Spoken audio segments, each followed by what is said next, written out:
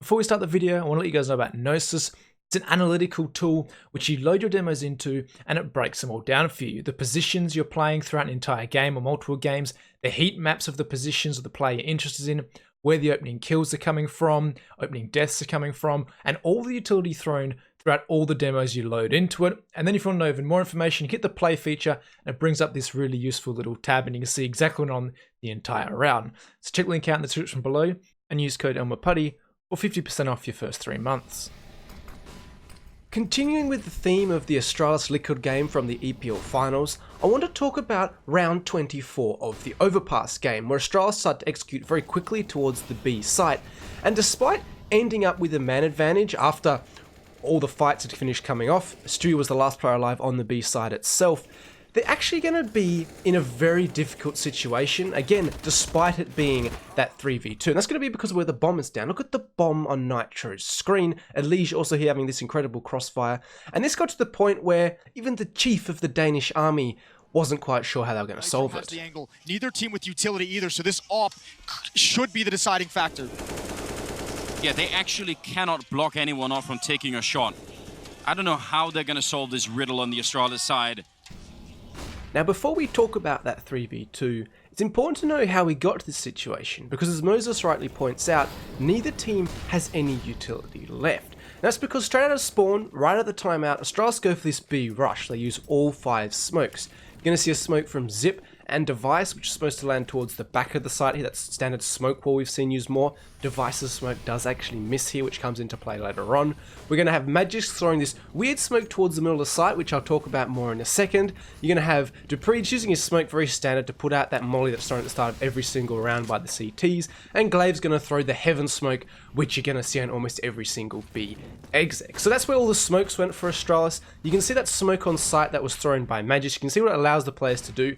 There's no one able to peek them as they're coming up short on this rush, and they're also able to use a lot of their Molotovs here towards that ramp area, towards that water area behind the site, and then the players are quite comfortable just to swing out this bridge area and get a couple of kills. You can see it actually starts out really well for Astralis, a 5v3. And I'm going to be honest with you, if it wasn't for Stewie and that missed smoke, this round probably would have been over. Stewie plays this one pretty much perfectly. You can see he throws the supportive utility for his players on the site before throwing this very common but very smart smoke towards the bridge area. And you can see he waits for Nafis contact and swings out and trades Magisk, who has the bomb. Now this smoke is very important. You can see the chaos it's creating for Astralis. These players are trying to spam this, work out exactly what's going on, and it buys a lot of time for Team Liquid. Stewie ends up getting top of the box, wants to try and look for these kills, playing around smokes as he's known to do. Now, because of the chaos created by Stewie, even though he's only got his 1 kill, this allows Elige to rotate in here and the smokes start to fade. He's going to be able to find the player there before Zip eventually finds Stewie on top of the box as those smokes fade. So now we're left in the 3v2 where we started the video. Nitro's got the bomb in his crosshair and Elige knows exactly where Zip is. So the only way Astralis can win this one is by breaking this crossfire, because if you were to walk into this, even with 3 players versus 2, you're still going to lose 95% of the time. It's just that strong, particularly with the AWP. So at this point, the discipline and mid-round calling from Astralis becomes very important, and that's because Device is going to go on the flank, and this is what's going to break this crossfire that Team Liquid has.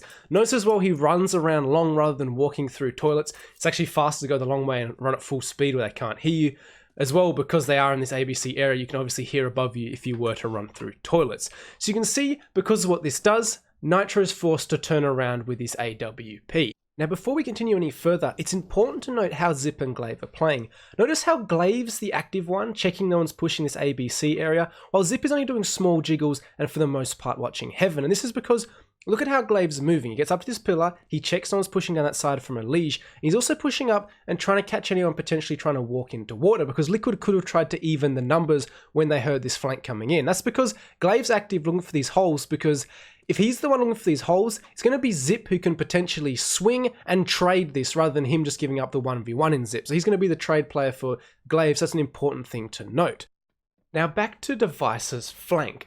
Nitro has an important decision to make. Does he scope or not? Because I think he heard Device when he was running a little bit earlier, and he chooses to scope. And you see by the fact that Device stops moving right now, he hears this. So what does this tell Astralis? Well, this tells Astralis only Elige is now left here watching the bomb. So you have a 2v1 towards this ABC area. So Device is going to stop. We're going to make sure he has all of Nitro's attention, and Glaive and Zip are going to be the ones pushing up here.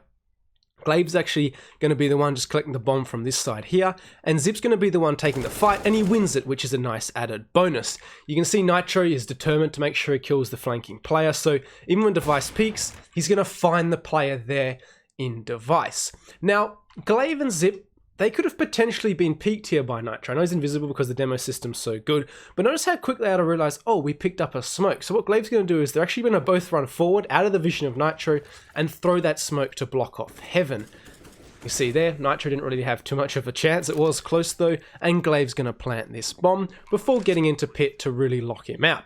Nitro was there a little bit faster, he missed his opportunity, and now it's a 2v1, which is basically impossible for Nitro to win. You can see Zip ready to peek off Glaive's contact, which he does here, but he's not needed because Glaive actually just wins the duel straight out. So many small little details and great bits of CS from both teams, so I thought it'd be a great round to break down. Hopefully you guys agreed, and that is the end. So make sure to like and subscribe if you did enjoy, and I'll catch you all in the next one.